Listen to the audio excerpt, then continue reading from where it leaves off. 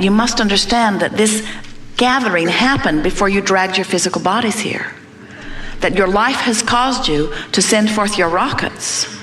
The source within you has met those rockets. And the answers to everything that you want are all queued up for you.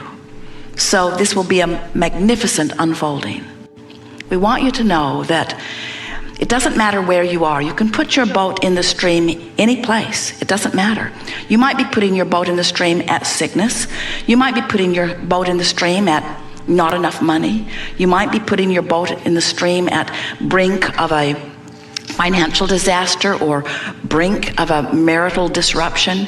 You could be putting your boat in the stream with physical sickness that you are experiencing or your awareness of someone else. In other words, there are all kinds of reasons that you feel the way you do. Wherever you're putting your boat in the stream, it does not matter, because in every single case, the stream is moving toward the improvement that you seek. The stream is moving toward the solution to the problem. It's moving toward the answer to the question. It's moving to the becoming of who you are. The stream is undeniable. It is always moving, and it won't stop moving toward that which you are. So it doesn't matter where you are. In fact, we think it is very helpful to realize that you are where you are relative to any subject of importance to you. And if you can sort of make peace with where you are, there's this thing that happens to you as you put your boat in the stream mentally. If you say, all right, the stream is flowing and it's going to be all right, there is an automatic releasing of resistance and a turning and moving toward improvement. But if you put your boat in the stream with the attitude, I'm not where I should be, you automatically turn upstream. If you put your boat in the stream and say, I should have known better, upstream you go. I should do better, upstream you go. Even if you put your boat in the stream and you say, I'm going to try really hard, upstream you go. Feel the difference between I have a sickness and I'm going to find a way to heal myself, upstream, upstream, upstream, and I am where I am. My physical body isn't where I want it to be, but it's going to get better. Or I am where I am, and I want things to be better. Feel the difference between I'm going to make this happen, upstream, and I'm going to allow the resources of the universe to help me work this out, downstream. Problem on one of the sticks, solution on the other. Which way are you pointed? Which way are you feeling for?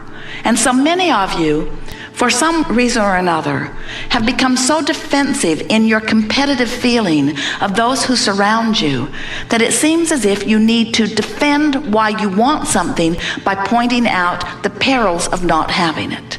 And that is the biggest trap that we see happening, especially in your culture today. In your culture today, you have no legitimate excuse for negative emotion. Well-being is abounding in such significant proportion to not well-being that you really have to reach hard to find things to focus negatively upon in terms of the scope of the world.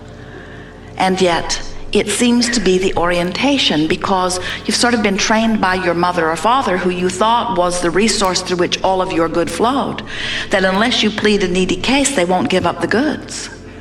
You're not pleading your needy case to the universe. You're simply extracting from the variety your choice of what you prefer, and the source energy immediately becomes the vibrational equivalent of your preference. And if you're not living it in full-blown manifestation, it's only because what's active within you is something other than your preference. You must be talking about something other than what you want, or you would be living everything that you want. If you begin to understand that your work is to make it an emotional journey, let your journey to your financial fortune be an emotional journey, not an action journey. So how does that play out? Well, that plays out that you imagine it and you pretend it and you feel good about it, or you even hope it.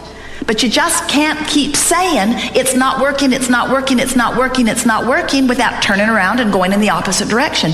You've got to find a way to keep pointed in the right direction.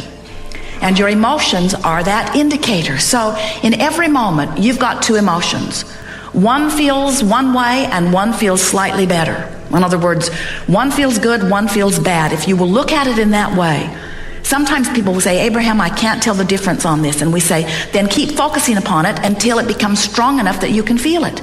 Your emotions will always give you guidance. And when you decide to let yourself be guided by your emotion, now you quantify your journey. And now, people who are watching you, who haven't caught on to what your magic is, will notice that things are manifesting faster for you. But what they will notice first is you seem irrationally joyful anyway. How's it going? They'll say, great. You say, oh, did you get that job? No. It's coming. Why are you so happy? Because it's coming. No, really, seriously. Why are you so happy? Because it's coming. Well, did someone call you? No. Did you get the second interview? No. Why are you so happy? Because it's coming. Well, how do you know that it's coming? That's the big question. How do you know it's coming when the physical evidence is to the contrary? How do you know? I know law of attraction, and I know how I've been feeling, and I know that there's not a shred of evidence to the contrary of it. I know that when I feel this way, things are moving in the direction. I've been here before. I felt this way that one other time, and it panned out well. In other words, you can let loose of all of the evidence that is to the contrary when you know the law. And the law says that that which is likened to itself is drawn. And what it means is the vibration that you are emanating is being matched, and the evidence is soon to follow. You live in this wonderful environment where there is a buffer of time. And that buffer of time says it's not going to manifest in the first moment you thought it. And friends, that's a very, very good thing. Because until you get really good at directing thought, you don't want every thought that you think to manifest. But from a non-physical standpoint, in the stability of source, from the perspective where worlds are created, when you, leading edge genius, worthy person, out here on the leading edge of your experience, live something which causes you to delicately, infinitely, specifically identify something that you would prefer for you, source says you ought to know, consider it done, and becomes a perfect vibrational match to it, and in that moment calls you to it. And when you hear the call, even if it's rage, you're moving in the right direction. Nothing is more important than the way you feel. And if we were standing in your physical shoes, our mantra would be, nothing is more important than that I feel good. But then we would modify that by saying, nothing is more important than that I feel good. And today, from where I stand, I'm going to do the best job I can of finding the best feeling thought that I can find from where I am. Not the best thought I've ever thought. Not the best feeling thought I've ever found. Not the best thought anybody has ever thought. Only the best feeling thought I can find from where I am. And as you care about that and you find an improved thought, you'll find another and another and another. And as you do it on one subject, you'll be able to do it on another and another and another and another. And the more you do it, subject after subject, the more you clean up your vibration until you become so expectant of good things to come to you. You know people like that, don't you? They offer a thought with calm and ease. They don't struggle about it. They don't work nearly hard enough in your estimation. And things just go their way. How can that be? Because there's no contradiction in their vibration. So then you say, okay, suppose I play your silly game and I clean up my vibration. What do I do about all of those other people that are up close to me in my life who aren't having any of it? And we say, then the world is treating them the way they vibrate, and the world is treating you the way you vibrate. And you say, yes, but this person's in my world. And we say, give your attention to the most positive aspects of that person, and that's the part of that person that will be in your world. Well, where will the rest of that person go?